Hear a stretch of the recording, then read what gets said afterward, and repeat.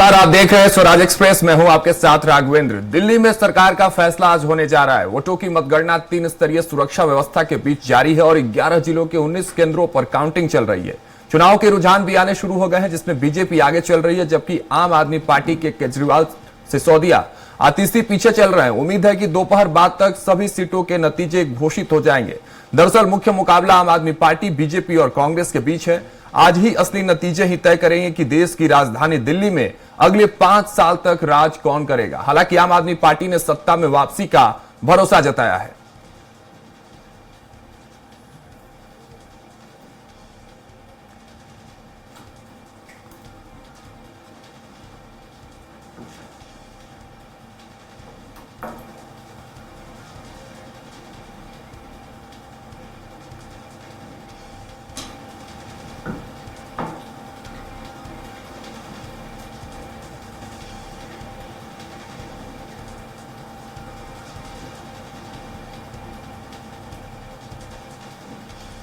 तो देखिए, दिल्ली चुनाव के नतीजे जो है अब आज आने शुरू हो गए हैं। सुबह 8 बजे से काउंटिंग शुरू हो गई। स्क्रीन पर हम आपको वो रुझान के नतीजे भी दिखा रहे हैं। इस पर चर्चा भी करेंगे। हमारे साथ स्टूडियो से भूपेंद्र सुलेरिया जी, वरिष्ठ पत्रकार हैं, वो जुड़ चुके हैं। उसके साथ ही हमारे साथ channel head SP Tripathi sir हमारे साथ जुड़ चुके हैं स्टूडियो से। आप दोनों का सबसे पहले तो स्वागत है सर स्वराज एक्सप्रेस में।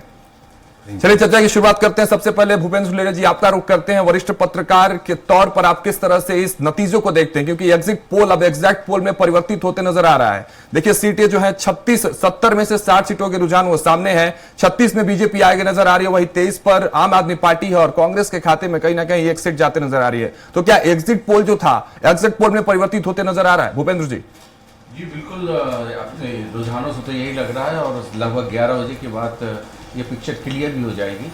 देखिए, 2020 का अगर चुनाव देखें तो 2020 के चुनाव में आप पार्टी को 53% वोट मिला था और बीजेपी को 38.5% वोट मिला था। जी अगर वोट का डिफरेंस देखें तो 15% का अंतर था और कांग्रेस को 4% के लगभग वोट मिला था। और जिस तरह से स्टडी की तैयारी की है और बीजेपी ने चुनाव लड़ा है, उससे ये तो लगता है कि वोट अगर किसी का भी कम होगा तो वो आप पार्टी का होगा, क्योंकि कांग्रेस ने भी अपने बड़े नेता उतारे हैं और जिसके कारण अगर किसी का भी वोट घट रहा है तो वो आपका घटेगा। और इससे अगर 44% और 46% के पास अगर वोट पाया जाता है बीजेपी का, तो यही हो जाएगा कि 40 के और 40 से ऊपर की सीटें बीजेपी को मिलेंगी। और बीजेपी ने जो चुनाव लड़ा है वो बिल्कुल अपने पुराने और वरिष्ठ नेताओं को उतारा है, जिससे उनके जो आप पार्टी के बड़े नेता थे उनको पूरे घेरा हुआ है। बिल्कुल भूपेंद्र, देखिए ना, देखिए शुरुआती रुझान जो है उसमें चाहे अरविंद केजरीवाल हो, चाहे सिसोदिया हो, चाहे आतिशी, वो सब पीछे नजर आ रही है शुरुआती रुझान में। बिल्कुल, और ये हम पहले भी कह रहे थे कि जिस तरह से मध्य प्रदेश के चुनाव में आप देख लें, चाहे हरियाणा के चुनाव में देख लें, चाहे महाराष्ट्र के चुनाव में देख लें, उन्होंने नया उपयोग किया था। बड़े बड़े नेताओं को जो कि केंद्र के नेता थे उनको राज्य के चुनाव में उतारा और उससे अप्रत्याशित परिणाम बीजेपी ने प्राप्त किए और बीजेपी सत्ता में पुनः वापस हुई। और उसी कड़ी को जोड़ते हुए उन्होंने किया। और सबसे महत्वपूर्ण जो वोट, जो 13% 16% एससी का वोट था और 13% मुसलमान का जो वोट था, उनमें भी शायद लगाने की कोशिश की बीजेपी ने। और बीजेपी ने एससी के कैंडिडेट विधुड़ी हो, चाहे दुष्यंत गौतम हो, जो कि एक जमीनी नेता हैं, उनको उतारा, जिससे जो वोट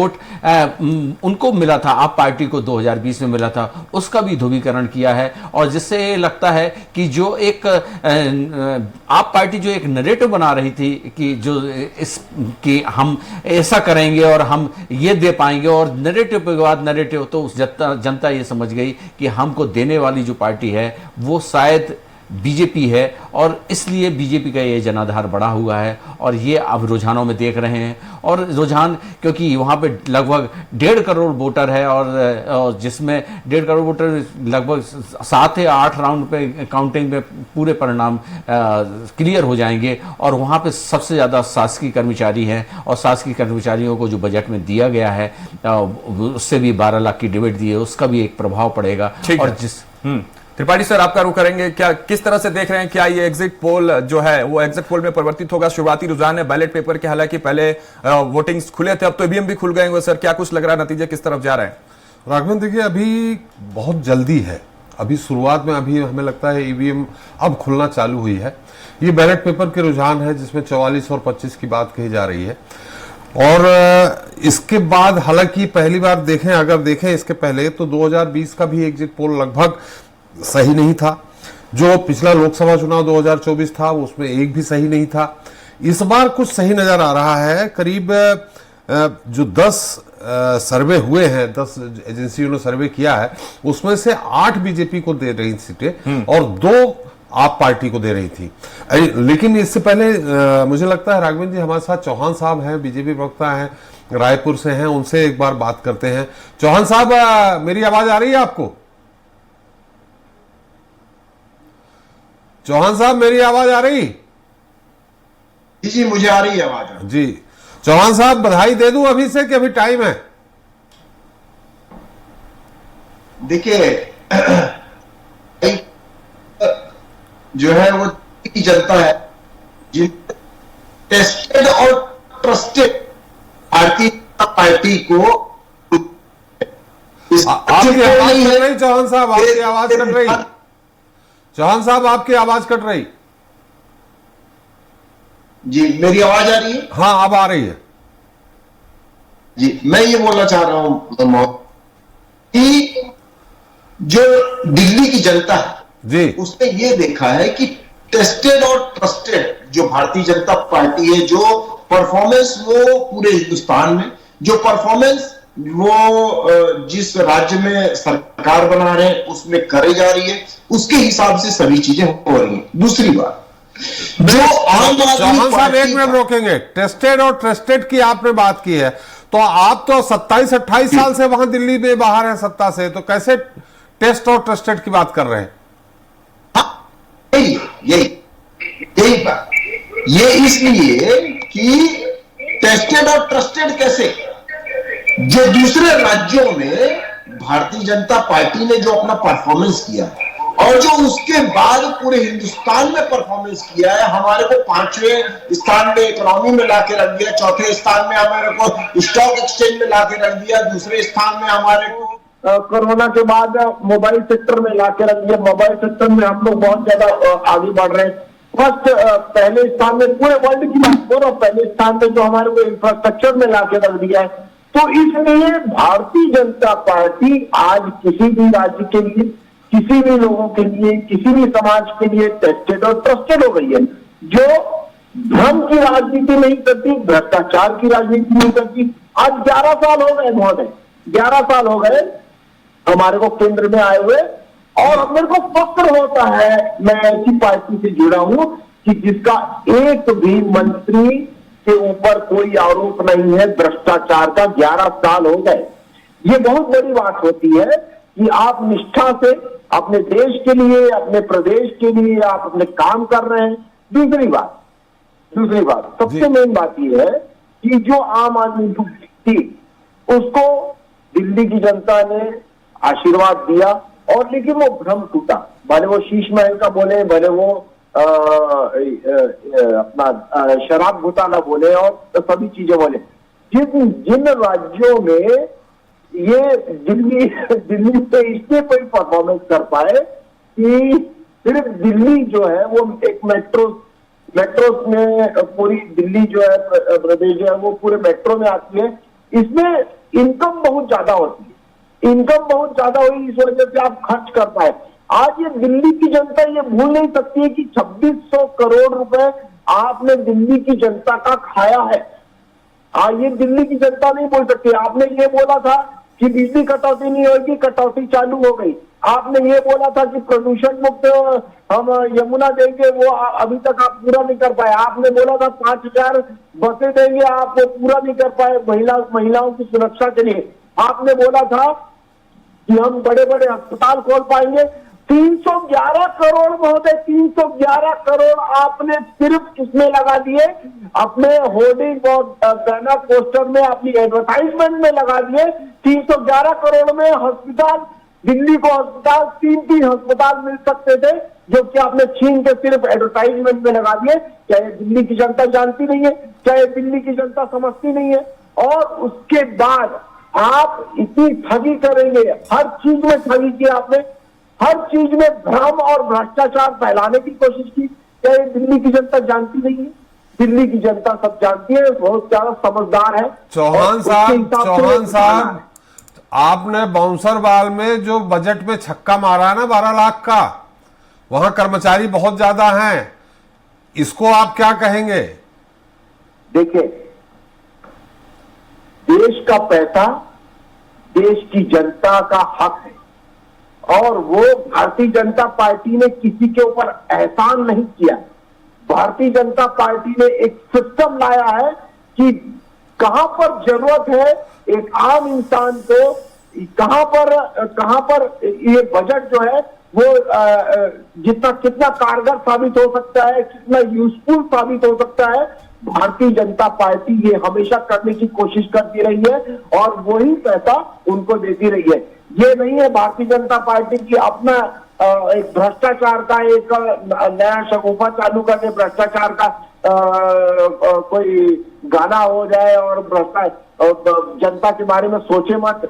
जनता के बारे में जो सोचेगा और जो निरंतर इंप्रूवमेंट करता रहेगा उसको उसके साथ ऐसा ही परिणाम आएगा जो कि दिल्ली की जनता ने दे दिया है।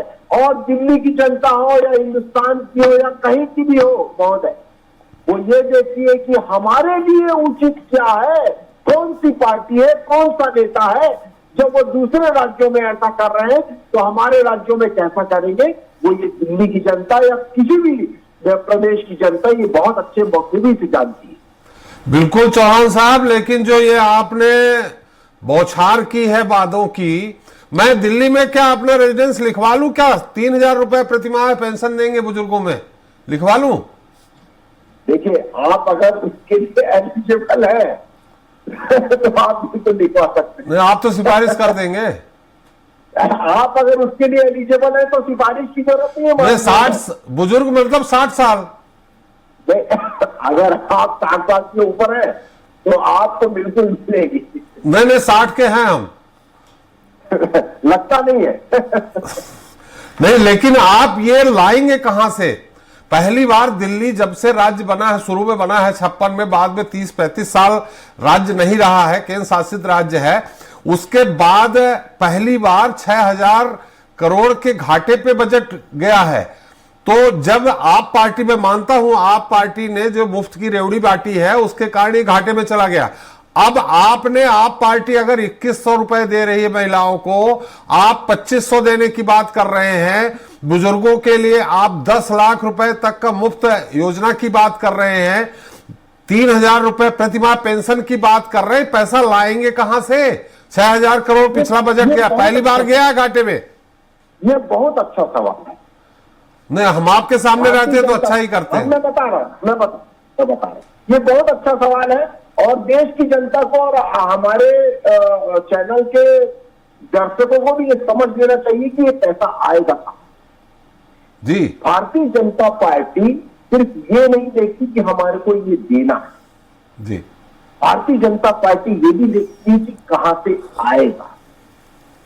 और उसके बाद जब आप ऐसी चीजों का यूटिलाइजेशन करते हैं, ऐसा क्यों होता है महोदय कि एक जो सरकार आती है वो किसी एक डिपार्टमेंट में, जैसे रेलवे ही हो, रेलवे डिपार्टमेंट में हम नीचे चले जाते हैं, घाटा होता है, और एक सरकार आती है या एक नेता आता है या एक उसको बहुत अच्छे से यूटिलाइज करता है और वही उसको रेल को ऊपर ले जाता है और उसको फायदे में ले जाता है। ऐसा क्यों होता है? क्योंकि हम अच्छे से यूटिलाइज नहीं कर पाते हैं संसाधनों को। यूटिलाइज करना और उसको सही सिस्टम में और उसको सही जगह में लगाना जहां पर आपको उसका रिटर्न भी मिल सके। तो हमने जो बजट दूसरे राज्यों में पेश कर रहे हैं उसमें रिटर्न्स भी आ रहा है। उसमें सिर्फ देना ही नहीं है, उसमें ये भी आता है कि कहां से आएगा, इनकम कहां से बढ़ेगी, ये भी दिखाया जाता है। तो ये भारतीय जनता पार्टी सिर्फ इसी में नहीं देख रही है कि हमारे को सिर्फ देना है, भारतीय जनता पार्टी ये भी देख रही है कि कहां से आएगा, कहां से हम यूटिलाइज कर सकेंगे और उसको बहुत ही ईमानदारी से हम अंत्योदय तक, हम आखिरी व्यक्ति तक पहुंचाने की कोशिश करें। हम ये भी देखें ना कि अगर 2 रुपए हम लोग ले रहे हैं तो वो 2 रुपए किसके लिए फायदेमंद रहेगा और वो 2 रुपए किसको जाना चाहिए, तो ये भी तो देखना चाहिए, देखना पड़ेगा। तो ये सभी चीजें देखते, एनालिसिस करते, और कोई एक आदमी या 2 आदमी ये सभी चीजें नहीं बनाते, पूरी टीम रहती है, सर्वे होता है, उसके बाद जनमत संग्रह भी करवाया जाता है, उसके बाद जाके ये निर्णय लिया जाता है कि ये हम लोग को पॉलिसी अडॉप्ट करके यहाँ पर देना है और यहाँ से लेना। अरे चौहान जी, मैं भी एक प्रश्न पूछना बिल्कुल बिल्कुल पूछे कि विकसित भारत की कल्पना 2047 में प्रधानमंत्री जी कर रहे हैं, और आप फ्री बीज जिस तरह से मुफ्त योजनाओं में आप भी बढ़ चढ़ के हिस्सा ले रहे हैं, आपने तो शुरुआत की, आपने उससे भी ज्यादा बढ़ के शुरुआत कर दी। अब विकसित भारत के लिए जीडीपी 8% चाहिए। इस तरह से अगर आप विकसित भारत बनाएंगे, और बीजेपी को मैं जितना जानता हूं वो भी इस मुफ्त योजनाओं का विरोध करती है, तो आप इस तरह से इसकी कहां तक चरम सीमा पे जाएंगे? क्योंकि आप पार्टी इसकी चरम सीमा पे पहुंच गई, आज उसकी इस तरह से रुझान आ रहे हैं, तो आप भी क्या इस तरह से विकसित भारत बनाने की कल्पना करेंगे कि इस तरह से फ्री बीज की योजना आप जिस तरह से अपन डालेंगे? तो यही बोला, हमारे को यही सिखाया जाता, हमारे को भी बचपन में यही सिखाया जाता कि आप अगर 1 रुपया बचाने की कोशिश करोगे तो इतना ही दिमाग, उतनी ही एनर्जी आप कमाने में लगाओगे तो 5 रुपए कमा सकोगे। आप 1 रुपए बचाने की कोशिश मत करें, 1 रुपए खर्च कर डालो, कोई दिक्कत नहीं, लेकिन आप अपना पूरी एनर्जी जो है वो आप इनकम में लगाइए। तो भारतीय जनता पार्टी अगर इकोनॉमी में ऊपर आई है, हम 5वें पायदान में अगर है, और स्टॉक एक्सचेंज में हम 4थे पायदान में है, मोबाइल सेक्टर में हम दूसरे स्थान पे हैं, आज हम आत्मनिर्भर हो रहे हैं, आत्मनिर्भर बहुत सारे सेक्टरों में हो गए हैं, तो इससे क्या हमारी इनकम नहीं बढ़ेगी? आज भारतीय जनता पार्टी का कॉन्सेप्ट आप समझिए, भारतीय जनता पार्टी सिर्फ और सिर्फ इसमें देख रही है कि हम अपनी इनकम कैसे बढ़ाएं। वो ये देख रही है कि हम 5 रुपए कैसे लाए, हम और लाने की हमारी कोशिश है, भले वो उसमें 2 रुपए हमारे को दिए, और क्यों लगे? क्योंकि ये भारतीय जनता और भारत की जनता का ही पैसा है जो वहां से इनकम आ रही है, और हमारे पास अनलिमिटेड साधन है।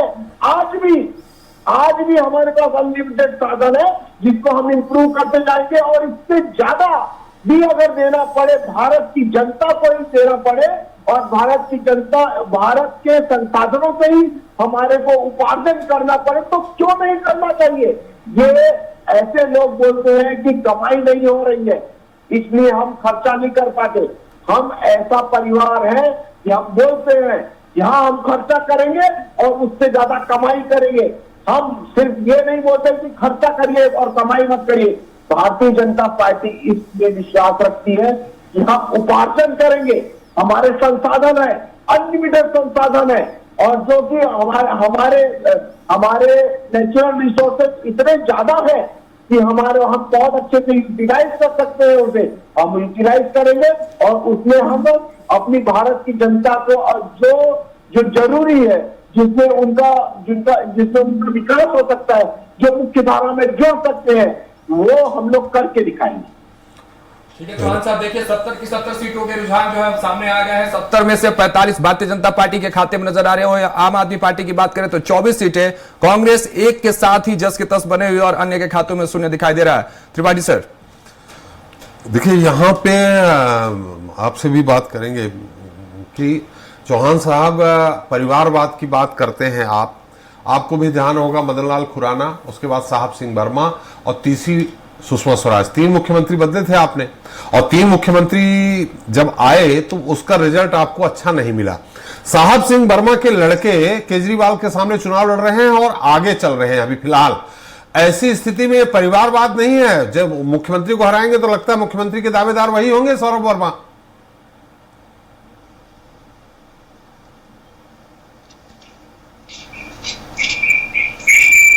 चौहान साहब, मेरी आवाज आ रही है आपको? जी आ रही है।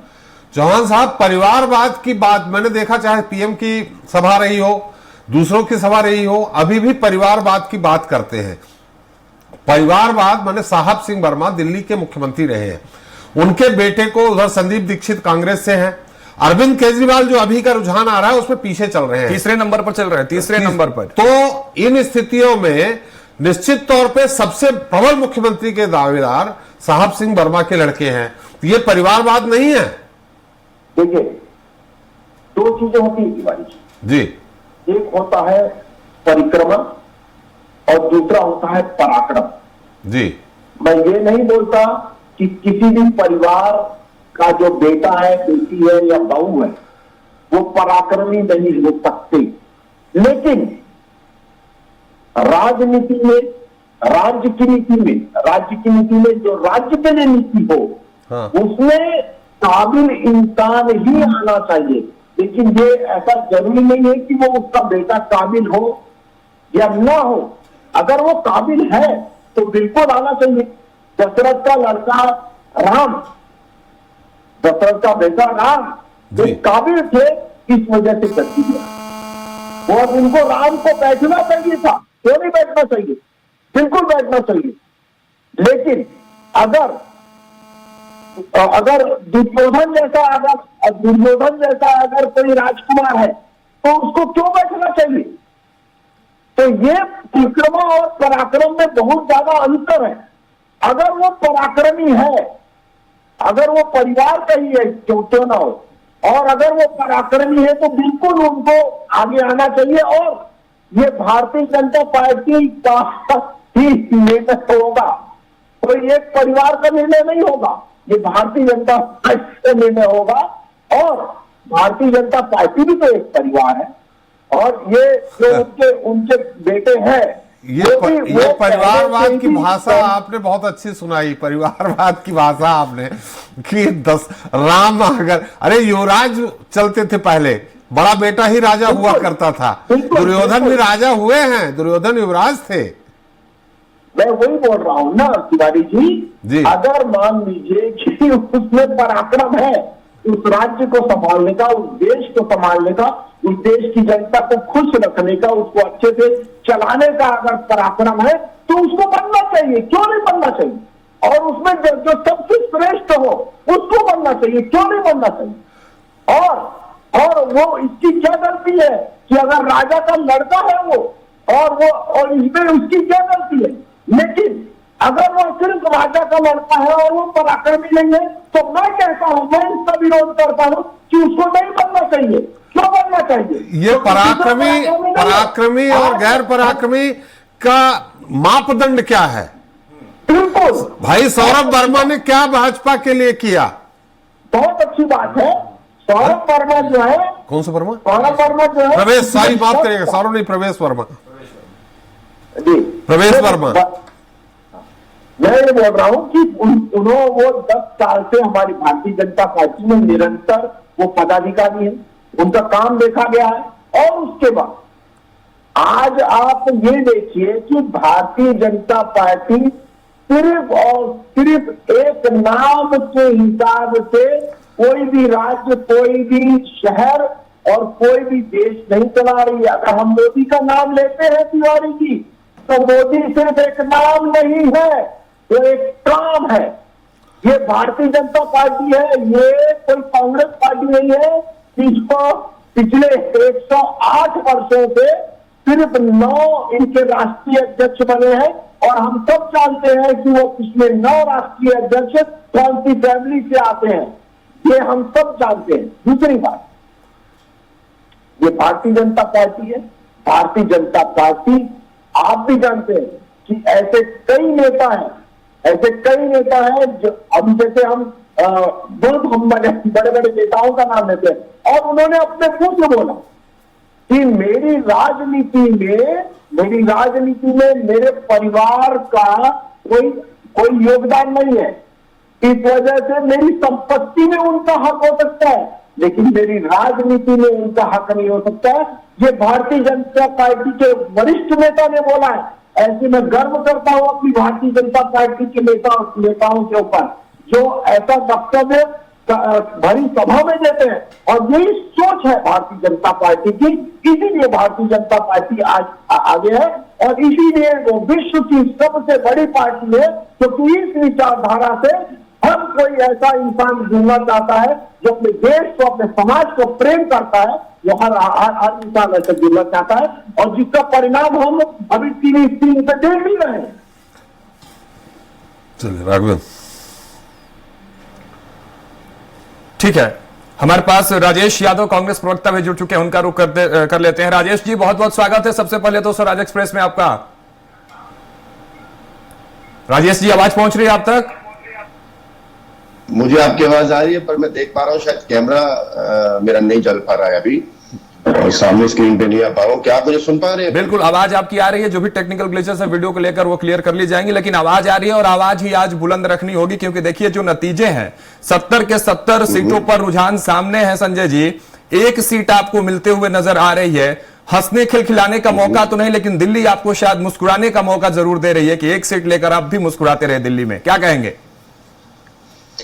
देखिए, अभी ये जो नया ट्रेंड है, किसी तरह से पूरे इलेक्शन को प्री पोल रिजल्ट और जब इलेक्शन के टाइम पे जो ये पहले शुरू कर देते हैं आप लोग रिजल्ट देना, मुझे लगता है शांति रखिए, अभी वेट करिए, 10-11 बजने दीजिए। शायद रिजल्ट आते आते दिल्ली ने जो प्यार दिया है इस बार और जिस तरह से हमारी लीडरशिप दिल्ली में आके उतरी है, इलेक्शन को पूरी जान से लड़े हैं, तो मुझे लगता है धीरे धीरे रुझान जो है कैसे होगा संजय जी? सिंगल डिजिट 0-1, एक तरफ कहां 45-46, 25-26 का आंकड़ा उधर चल रहा है, 21-22, 48, सिंगल डिजिट 0-1 पर आप हैं। कैसे ये आंकड़ा उछलते अचानक नजर आएगा?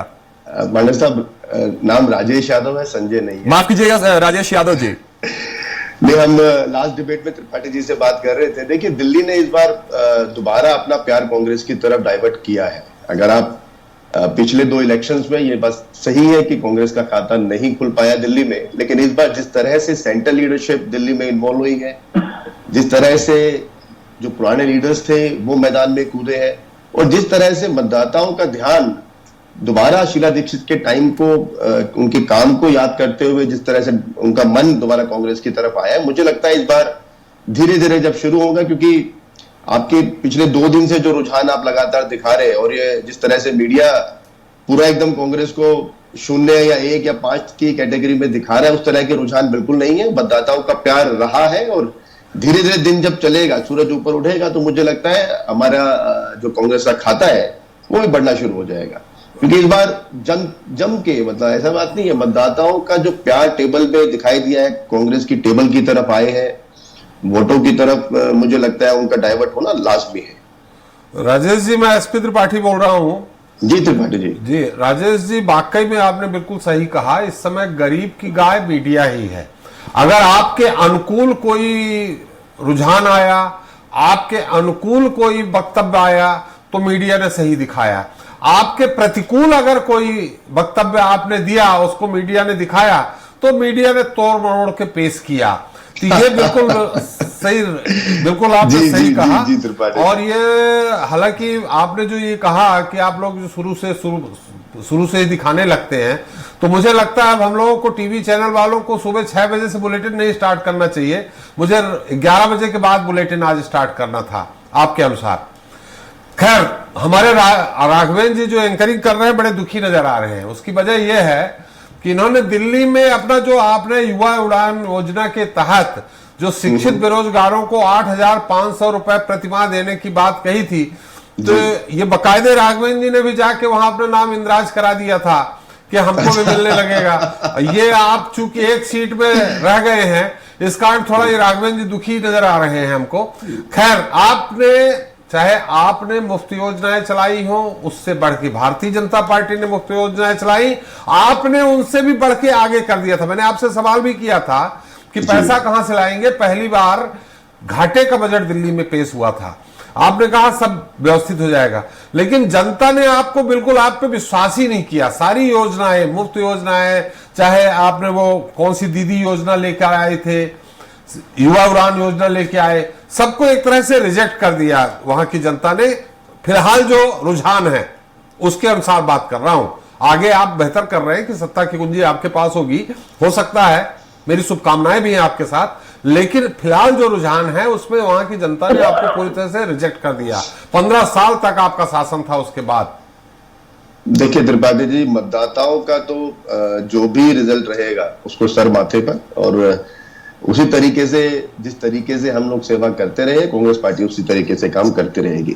लेकिन हम लोग अपने उस काम के लिए, जो काम शीला दीक्षित के टेन्योर में 15 साल में हुआ था, हम लोग आज भी उसी काम को लेकर लोगों के पास गए थे, क्योंकि पिछले 10-11 साल का जो काम है वो सब दिल्ली ने देखा है, और दिल्ली वासी वाकई इस चीज को लेकर परेशान हो गए थे जी। गली गली में कूड़े के ढेर, जो कूड़े का पहाड़ हटाने का काम, नालियां भरी हुई, सीवरेज भरे हुए, स्ट्रीट लाइट्स नहीं है, रोडों पे इतना जाम हो गया, नए फ्लाईओवर्स नहीं बने हैं, हॉस्पिटल्स निर्माण में अभी तक पिछले 10-12 साल में जो पूरी दिल्ली में काम नहीं हुआ है, और पूरी दिल्ली की जो एक बढ़ने की कैपेसिटी थी, दिल्ली अच्छे तरीके से ग्रो कर रही थी, वो जो ग्रोथ रुक गई है, हम लोग उस काम जो इनका ये 10 साल का टेन्योर था, और जो शीला दीक्षित का एक गौरव में एक बढ़ती हुई दिल्ली, हर चीज में, चाहे वो पॉल्यूशन की चीजों को लेके हो, तो जिस तरह से हम लोगों ने ग्रो 15 साल में किया था, और पिछले 11 साल में जो सारे काम स्टॉल हुए हैं, जो काम रुके हैं, हम लोग उसी पॉजिटिव एनर्जी से शीला जी के नाम पर हम लोग दिल्ली में सभी मतदाताओं के बीच में गए थे। और ये देखना रहेगा कि मतदाताओं को भी जो पिछले 15 साल के काम थे, उसके सामने उन्होंने एक नया चेहरे को खड़ा किया था, एक नई होप उनको लगी थी। जब अन्ना हजारे के इस पूरे आंदोलन के बीच में केजरीवाल साहब ने एक पॉलिटिकली अपनी पार्टी बना के निकले थे, तो उस होप के लिए उनको लोगों को वोट दिया था। और अगर उसी होप को चलते चलते अगर उनके काम नहीं हो रहे, तो और जो रुझान आप लोग दिखा रहे हैं, नेचुरल है कि मतदाताओं ने चेंज करने का मुहिम तो शुरू किया है, वो लोगों ने चेंज तो किया है, बदला तो है। ये तो ग्राउंड पे हम लोगों ने भी देखा है, क्योंकि जिस तरह से पिछले 2020 या 24 को मैं देखूं और इस 25 के इलेक्शन को देखूं, तो कांग्रेस की सभी सभाओं में लोगों का उमड़ कर आना, राहुल जी की जब लीडरशिप हो रही है, वो लोग आ रहे हैं, उनको आके सुनना, प्रियंका जी आ रही है, उनको आके सुनना, और तमाम जो लीडर्स हमारे, माघन साहब, देवेंद्र जी, जब रोड पे निकले हैं न्याय यात्रा के लिए, लोगों की बात सुनने के लिए, लोगों का दर्द सुनने के लिए, तो जो प्यार उमड़ कर आया, मुझे लगता है कहीं ना कहीं ये कांग्रेस के लिए बहुत पॉजिटिव साइन है। और उसी पॉजिटिव एनर्जी से हम लोग इस पूरे इलेक्शन को लड़ा है। अब देखना ये है कि जो रिजल्ट है वो कहां तक पहुंचते हैं, नंबर्स कहां तक बढ़ते हैं, ये देखना बड़ा दिलचस्प। राजेश जी, 2 सवाल है यहाँ, 2 सवाल है जो आपके ही वक्तव्य पे मैंने सवाल निकाला है। जी त्रिपाठी जी, आपने प्रियंका जी का नाम लिया, राहुल जी का नाम लिया, बाकी स्थानीय दिल्ली वालों का नाम लिया, खड़गे जी जो आपके राष्ट्रीय अध्यक्ष हैं उनका नाम आपने नहीं लिया, तो क्या ये मैं मानूं कि आज भी वो रबर स्टाम्प है? दूसरा, क्योंकि खड़गे जी अभी इस सभा में नहीं आए थे दिल्ली में, इसलिए मैंने कहा कि उन्होंने अभी दिल्ली में कोई सभा खड़गे साहब ने नहीं की थी। नहीं, आपने खड़गे जी का नाम ही नहीं लिया। वो सभा में आए नहीं ना, अभी कुछ सभा कर नहीं पाए, क्योंकि उनकी जो अभी कार्यभार था, उन्होंने कार्यभार अपना कहीं और लिया हुआ था, प्रचार करने के लिए। ठीक है त्रिपाठी सर, राजेश जी आपके पास लौटेंगे, लेकिन आम आदमी प्रवक्ता अतुल शर्मा हमारे साथ दिल्ली से जुड़ चुके हैं, उनका रुख कर लेते हैं। अतुल जी कैसे हैं? सबसे पहले तो आपसे ये समझना चाहेंगे, सबसे पहले स्वागत भी है स्वराज एक्सप्रेस पर आपका। अतुल जी नमस्कार, आवाज आ रही है प्रॉपर? आ रही है। देखिए रुझान 70 के 70 सामने है। हैट्रिक आप जिसका वादा कर रहे थे 15-20 के बाद, अब 25 के नतीजे बिल्कुल आपके पक्ष में अभी तो शुरुआती दौर पर जाते नजर नहीं आ रहे हैं। अरविंद केजरीवाल हो, सिसोदिया हो, चाहे आपकी आतिशी हो, सब पीछे नजर आ रही हैं। किस तरह से देख रहे हैं, क्या कुछ होगा आगे? देखिए क्या है, अभी 1.5 घंटे की काउंटिंग हुई है, मुश्किल से 5-6 चरण की ही काउंटिंग हुई है, और सारी सीटों में बहुत क्लोज फाइट चल रही है। तो अभी किसी नतीजे पे पहुंचना, मैं बिल्कुल ये जरूरी नहीं समझता हूं कि अभी से हम बोल दें कि कौन जीत रहा है, कौन हार रहा है। अगर ये जो भी एग्जिट पोल अभी दिख रहे हैं, इस हिसाब से अगर बीजेपी के पक्ष में, अतुल जी एग्जिट नहीं एग्जैक्ट है।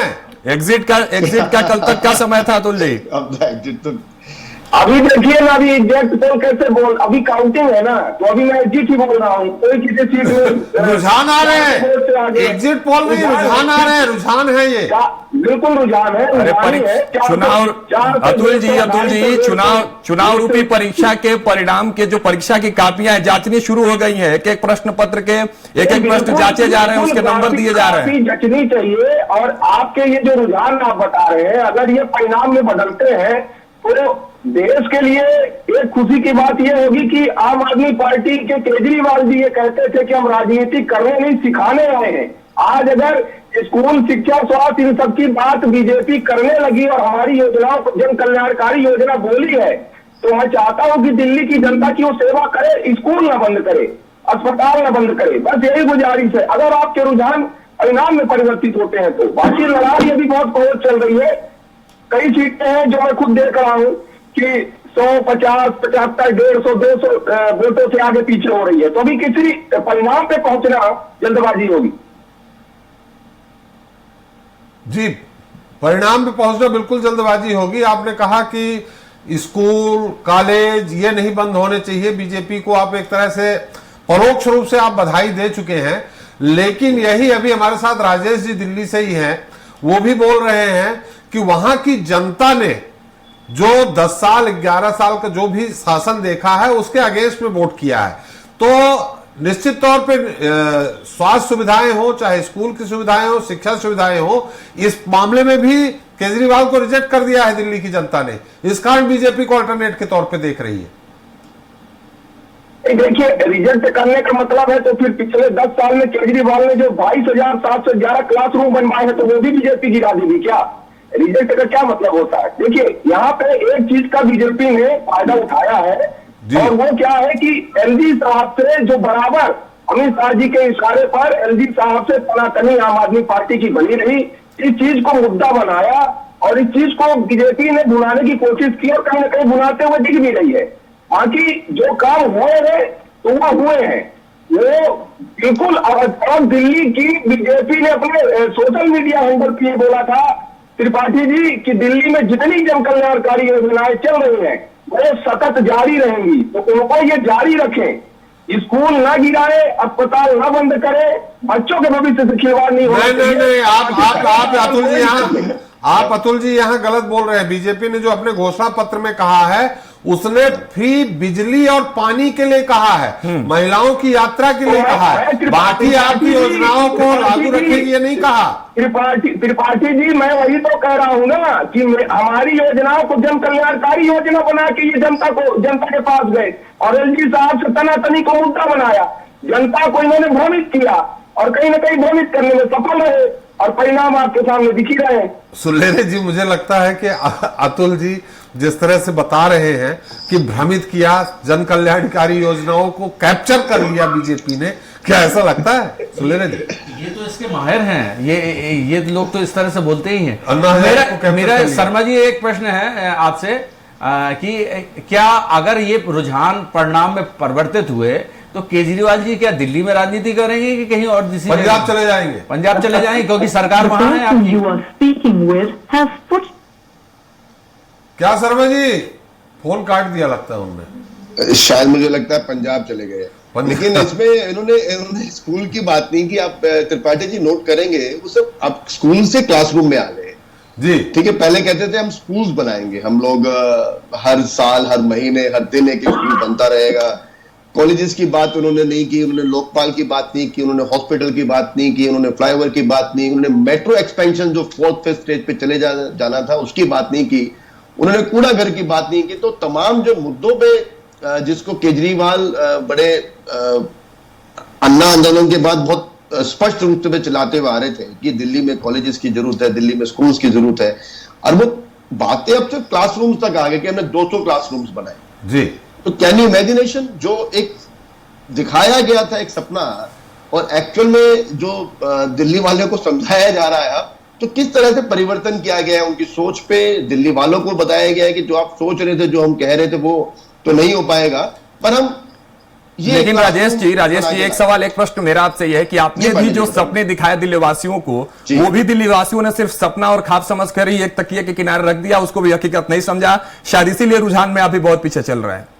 देखिए पांडे साहब, हम लोगों ने तो जो काम किया था, हम लोगों ने उसी काम के ऊपर वोट मांगा था। मेरी त्रिपाठी जी से इस बारे में बात हुई थी लास्ट डिबेट में, और हम लोगों ने कहा था जो पैरामीटर सेट कर दिए गए हैं उस पैरामीटर से नीचे जाके अब दिल्ली में राजनीति कोई भी पार्टी नहीं कर पाएगी।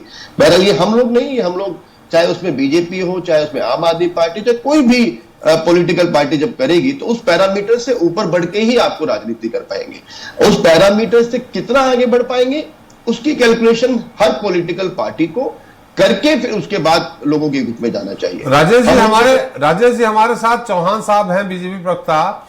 वो जिस तरह से हमने देखा है, लंबे समय से डिबेट कर रहा हूं कि जब विपक्ष का कोई बैठा होता है तो थोड़ा उसकी भाव भंगिमा अलग रहती है। आपको देख के बड़ा प्रसन्न हो रहे हैं वो चौहान साहब कि आपने बी पार्टी के रूप में अच्छा काम किया उनके लिए।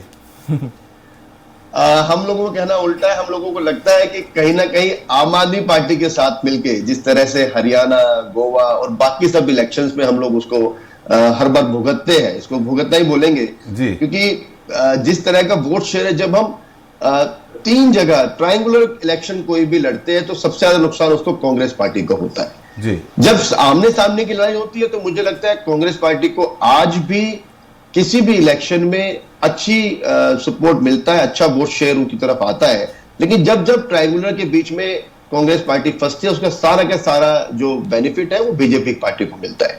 अब उसको आप ये बी पार्टी कैसे कह सकते हैं, ये मुझे बिल्कुल भी समझ नहीं आ रहा। हम तो आम आदमी पार्टी को आज भी कहीं ना कहीं समझते हैं कि वो बी पार्टी बनकर सिर्फ कांग्रेस पार्टी को ही डेंट करती है, उसके अलावा किसी दूसरी पार्टी को फायदा नहीं देती। कहा बात भी सही है, चाहे दिल्ली हो चाहे पंजाब हो, कांग्रेस को रिप्लेस करके आए हैं आप, बीजेपी को रिप्लेस नहीं किया है। चौहान साहब से ही पूछ लेते हैं। चौहान साहब, कितना खुश हैं आप? कांग्रेस ने गुजरात, गोवा और जहां का उन्होंने बताया बदला ले लिया। कांग्रेस को जहां आप हरवाती रही चौहान साहब, वहां आप बदला ले रही है। विजय त्रिपाठी जी, अभी हमारे कांग्रेस के प्रवक्ता बोल रहे थे जी सोनिया गांधी जी, राहुल गांधी जी और प्रियंका गांधी जी ने ऐसा किया और मेरा है वो सफा दे दिया, क्या क्या किया इन्होंने, यात्रा मिटा दी। तो मैं सिर्फ एक प्रश्न पूछना चाहूंगा हमारे पार्टी प्रवक्ता से, सिर्फ एक। आम आदमी प्रवक्ता भाग गए। अतुल शर्मा जी हमारे साथ जुड़े हैं क्या? त्रिपाठी कांग्रेस के हमारे साथ राजेश जी हैं, आप मित्रवत अपना सवाल उन्हीं से पूछ रहा हूँ। सिर्फ एक प्रश्न पूछना चाहूंगा महोदय, मैं ये पूछना चाहूंगा कि आपके 22 कॉन्स्टिट्यूएंसी में आपको कैंडिडेट नहीं मिल रहे थे खड़े करने के लिए। 70 में से 22 कैसी बात कर रहे हैं आप? सुनिए ना, कैसी बात कर रहे हैं आपने लेट किया अपनी जो लिस्ट है उसको निकालने में लेट किया। आपके 22 कॉन्स्टिट्यूएंसी में तो आपको खड़े करने के लिए आपने कॉम्प्रोमाइज करके खड़ा करवाया। आपने कैसी बात कर रहे हैं? ऐसे कई कैंडिडेट हैं आपके जो पहले कांग्रेस पार्टी में थे और कांग्रेस पार्टी में खड़े होने के लिए मना कर दिया उन्होंने। कांग्रेस पार्टी में खड़ा होने के लिए मना कर दिया। त्रिपाठी साहब, मुझे लगता है शायद एक मिनट होल्ड करें, शायद आप ना डाइवर्ट हो गए। ये बात तो कांग्रेस पार्टी इस बात को कह सकती है कि आपके पास लीडर्स नहीं थे, इसलिए आपको कांग्रेस से लीडर्स लेके वहां पे ट्रांसपोर्ट करने पड़े। कांग्रेस के पास इसमें तो चौहान साहब माहिर हैं, राजेश जी मानता हूं, इसमें चौहान साहब माहिर हैं। इंपोर्ट में आ गया भारतीय जनता पार्टी। आपके महाराष्ट्र के लीडर्स, आपके यूपी के लीडर्स, अगर आप देखेंगे तो कहीं ना कहीं दूसरी पार्टी के, खासकर कांग्रेस के लीडर्स, चाहे आप कहां से शुरू करें, मध्य प्रदेश से शुरू करें, आपके एविएशन मिनिस्टर से शुरू करें। चौहान साहब सुन लीजिए राजेश जी को, चौहान साहब सुन लीजिए, फिर आप ही के पास आ जाएंगे। जी राजेश जी। चौहान साहब सिर्फ इतनी बात है, आपने जो ये बात कही है ये बिल्कुल अपोजिट है। आज भी कांग्रेस के लीडर्स ही जाके आपका कार्यभार संभाला हुआ है। अगर आज कांग्रेस से लीडर जो बीजेपी ज्वाइन करके एमपीज बने हुए हैं, जो अलग अलग प्रदेशों में चीफ मिनिस्टर बने हुए हैं, जो अलग अलग प्रदेश में एमएलए बने हुए हैं, अगर आज आपके पीछे से हाथ खींच लेना तो आपकी सरकार को महज गिरने में कुछ चंद घंटे में आपकी पूरी सरकार गिर जाएगी, चाहे वो सेंटर की हो चाहे किसी प्रदेश की आपकी सरकार हो। आप इस बारे में सोचिएगा और नंबर को काउंट करके रखिएगा। राजेश जी थोड़ा सा, राजेश जी बंगाल के बारे में पूछ लीजिए चौहान साहब से, जितने लेफ्ट थे सब राइट हो गए। अधिकारी जी जब लेफ्ट थे राइट हो गए सब। हाँ चौहान साहब, आप कुछ कहना चाह रहे थे? जी मैं ये बोलना चाह रहा हूं महोदय कि आपने बोला कि हमारे जितने नेता हैं अगर वो हट गए तो भारतीय जनता पार्टी जीत जाएगी। तो मैं ये बोलना चाहता हूं कि हमने शुरुआत की थी 2 सीटों, उससे सफर हमने यहां तक तय किया है, तो क्या अपनी विचारधारा के हिसाब से नहीं किया था? और आपको मैं बता दूं कि कोई भी पार्टी अगर स्टैंड होती है और राजनीति अगर किसी की स्टैंड होती है तो किसी नेता से नहीं, जनता से होती है। कोई नेता किसी पार्टी को ऊपर या नीचे नहीं करता। सारा इलेक्शन मोदी के नाम से क्यों लड़ते हैं? हाँ, ये बहुत अच्छे सवाल है, क्योंकि मोदी एक नाम नहीं है, एक काम है। हमने काम करके दिखाया है, चौहान साहब, आपको दोनों में से एक साइन तो लेना होगा। अभी आप बोल रहे हैं कि किसी एक व्यक्ति विशेष से कोई पार्टी की लाइन नहीं होती है, और अब आप कह रहे हैं कि आप मोदी की लाइन से ही पूरी पार्टी आपकी चल रही है। आपने पूरा दिल्ली का इलेक्शन लड़ा, उसमें आपने मोदी के अलावा किसी भी एक सिंगल लीडर की फोटो, किसी भी एक सिंगल लीडर का नाम, दिल्ली में किसी लीडर का आगे आके आपने देखा हो कि चाहे वो प्रदेश अध्यक्ष हो, चाहे आपके पुराने जो सीएम के बेटे रहे, किसी को भी उन्होंने फ्रंट चेहरा नहीं रखा, सिर्फ इलेक्शन मोदी के नाम पे लड़ा गया। उसके बारे में क्या कहेंगे चौहान साहब? मैं ये बोल रहा हूं भाई साहब कि मोदी जी का नाम नहीं, वो काम बोल रहा है, क्योंकि वो काम उन्होंने जो करके दिखाया है वो बोल रहा है। आजकल तो ऐसा होता है कि शादी होने के बाद भी लोग वही वाला सरनेम लगा के बैठे रहते हैं जो उनको वोट दिलवा सके, जो उनको कोई ओहदा दिलवा सके। त्रिपाठी जी, अगर आप सुन रहे हैं तो कौन से सरनेम बदल जाते हैं, लेकिन सरनेम पुराना बना ही रहता है। अगर चौहान साहब अभी ध्यान देते तो मुझे लगता है दिल्ली में एक भी काम अगर जो मोदी के नाम से होगा। देखिए, मेरे पास जो खबर आई है चौहान साहब, सारे आगे हो गए हैं। सिसोदिया जी, केजरीवाल जी, ये सब आगे हो गए। अब पहले रुझान में पीछे चल रहे थे जी। देखिए, जो जनता है ना त्रिपाठी जी, जनता जी, वो ये जानती है कि हम एक इंसान को वोट नहीं दे रहे, एक इंसान जी, हम उस पार्टी को वोट दे रहे हैं जो पार्टी रूल करेगी, जो हमारे लिए सही सोचेगी। और उसके बाद जैसे कि आपने बोला कि घोषणाएं कांग्रेस की भी थी और अन्य राज्यों में भी देखा है कि घोषणाएं बढ़ चढ़ के कांग्रेस ने की है और आप पार्टी ने भी की है, लेकिन उन्होंने आगे पीछे काम क्या किया है आप ये देखेंगे। पिछले 40 सालों से 1984 से आज तक केंद्र में पूर्ण बहुमत में कांग्रेस पार्टी नहीं आ पाई। क्या कारण था? क्या कारण है? और इसका क्या कारण है? राजीव नहीं, तो आप भी इंदिरा गांधी, अरे 24 के चुनाव में आप भी बहुमत में नहीं आए। नहीं बोल रहा हूँ, कांग्रेस पार्टी की सरकार बोल रहा हूँ, कांग्रेस की बोल रहा हूँ। आप पिछले 40 सालों में नहीं आया भाई साहब, पूर्ण बहुमत में नहीं आया। पूर्ण बहुमत का एक भी बार आपने छुआ नहीं है।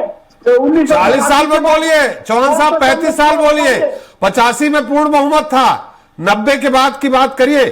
मैं तो बोल दे रहा हूँ चौहान साहब को, क्योंकि वो 84 में खुद ही अपनी बातों को 84 के बाद मैं बोल रहा हूँ कि पूर्ण बहुमत में केंद्र में आप कब आए हैं ये बता दीजिए हमारे।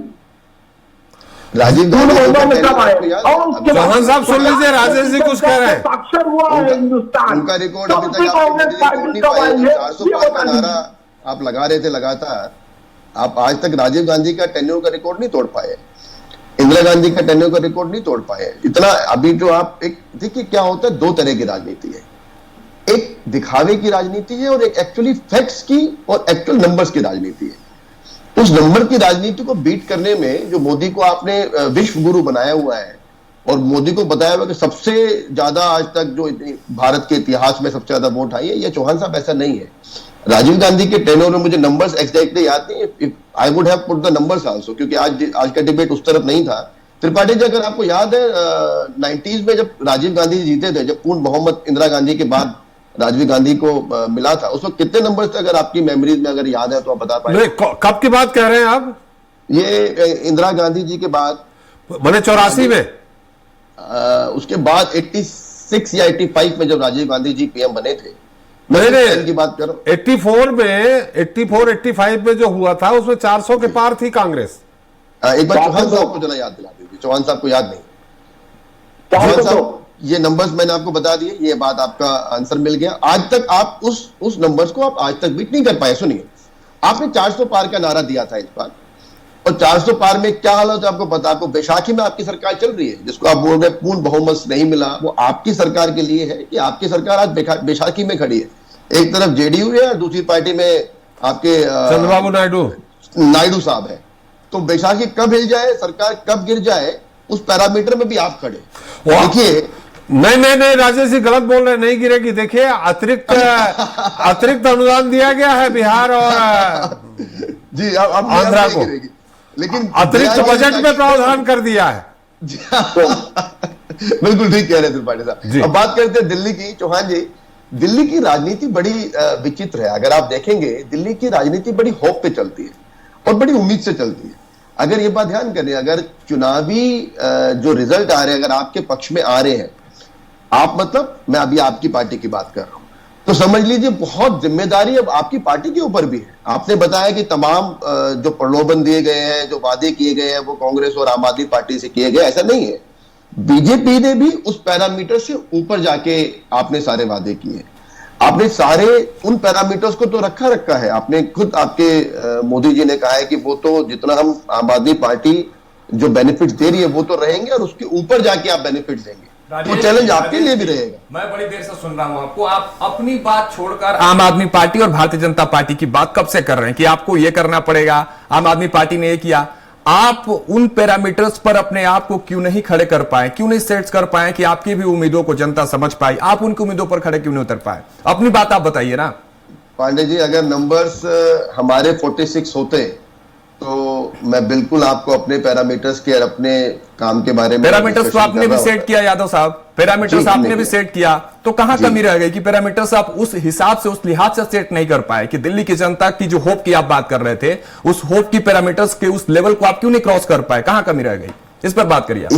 इसी कमी को इलेक्शन के बाद हम लोग बैठ के आकलन करेंगे, समझेंगे कि क्या कमी रही कि कांग्रेस पार्टी दोबारा मतदाताओं के बीच में जाके, लोगों के बीच में जाके अपनी उस जो भूमिका थी, अपना जो काम था, उसको बताने के बाद भी हम लोग दोबारा मतदाताओं के एक फेवरेट पार्टी नहीं बन पाए। ये एक आत्मचिंतन की बात है। चलिए, एक बात तो सही रही कि डिबेट की शुरुआत में जिस तरह से त्रिपाठी सर ने कहा था कि जैसे जैसे समय बीतेगा कांग्रेस पार्टी का ये आंकड़ा बढ़ते नजर आएगा। 1 घंटे से हम डिबेट कर रहे हैं, वो 0-1 से आंकड़ा डबल डिजिट में क्रॉस नहीं किया, और अब तक यादव साहब ने ये मान लिया कि चलिए ठीक है, हम अब बैक फुट पे आ गए। तो यादव साहब टीवी स्क्रीन में बैठ के थोड़ी ये कह देंगे कि हम पीछे हो जाएंगे। उनको तो करना है, अपना पक्ष तो रखना ही है, और कुशल प्रवक्ता है वो, ऐसा थोड़ी रखेंगे। चलिए ठीक है, चौहान साहब आपसे समझना चाहेंगे कि अब जिस तरह से नतीजे आ रहे हैं लगातार, लेकिन थोड़ा सा आंकड़ा राघवेंद्र पलट सा रहा है, पलट सा रहा मतलब धीरे धीरे बीजेपी की संख्या कम हो रही है। देखिए बिल्कुल सही कह रहे हैं। देखिए मैं आंकड़ा बता देता हूं, 70 की 70 सीटों की आंकड़ा एक बार मैं आप दर्शकों को भी बता देता हूं, आप लोग को भी बता देता हूं। सर देखिए 46 सीट भारतीय जनता पार्टी के खाते में अब तक नजर आ रही है, वही 23 सीट जो है वो आम आदमी पार्टी की तरफ। 0-1 आंकड़ा राजेश जी, बड़ी फिर वही बात मैं कह रहा हूं, 0-1 डिजिट वाला आंकड़ा क्रॉस नहीं कर पाई है कांग्रेस अब तक। तो ये अब तक का 70 से 70 सीटों में के रुझानों के बाद आंकड़ा है। जी त्रिपाठी सर जी, क्या राघवेंद्र जी आंकड़ों की बात हो रही थी। देखिए आप जिस तरह से कह रहे थे भारतीय जनता पार्टी के जो नंबर ऑफ सीट्स है वो घटते हुए नजर आ रहे हैं, थोड़ा सा पहले से जिस तरह से बढ़ रही थी।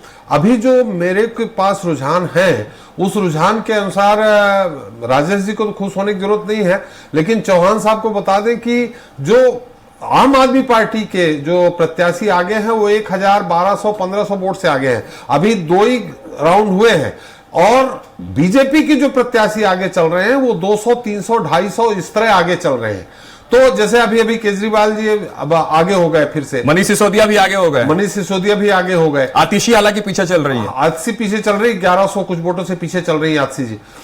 लेकिन अभी कुछ कह नहीं सकते। हरियाणा में शुरुआत में चौहान साहब आपने देखा होगा कि पहले कांग्रेस आगे चल रही थी, शुरू में काफी आगे चल रही थी, बाद में आपने जाते जाते आपने, हालांकि जो जीता वही सिकंदर होता है, आगे हो गई थी। तो कहीं ऐसा ना हो, ये शंका है, कंफर्म नहीं है, लेकिन फिलहाल जो रुझान है उसमें चौहान साहब काफी प्रसन्न नजर आ रहे हैं। ठीक है सर, लेकिन जो क्योंकि आंकड़े आ रहे हैं वो मुश्किल से 200-250, 2 ही राउंड हुए हैं, अभी काफी राउंड बाकी है। चलिए, समय बताएगा कि आखिर दिल्ली का ताज किसके सर पर होता है। फिलहाल बहुत बहुत शुक्रिया हमारे साथ जुड़ने के लिए केएस चौहान जी, राजेश यादव जी और त्रिपाठी सर, आपका बहुत बहुत शुक्रिया हमारे साथ जुड़ने के लिए। तो देखिए, कहीं ना कहीं अब दिल्ली में मतगणना जो है वो जारी है। 70 के 70 सीटों के रुझान अब सामने है। 45 यानी कि 40 प्लस का जो आंकड़ा है वो भारतीय जनता पार्टी के खाते में नजर आ रहा है। आम आदमी पार्टी भी कहीं ना 20-25 के आंकड़े पर अप डाउन होते नजर आ रही है। लेकिन सबसे चिंता वाली बात कांग्रेस पार्टी के लिए है, क्योंकि 0-1 का आंकड़ा जो है वो बाहर क्रॉस नहीं कर पा रही है। अन्य के खाते में अभी 0 सीट्स है। अब देखने वाली बात यह होगी कि जैसे जैसे समय आगे बढ़ता है, दिल्ली में आखिर किसकी सरकार होगी,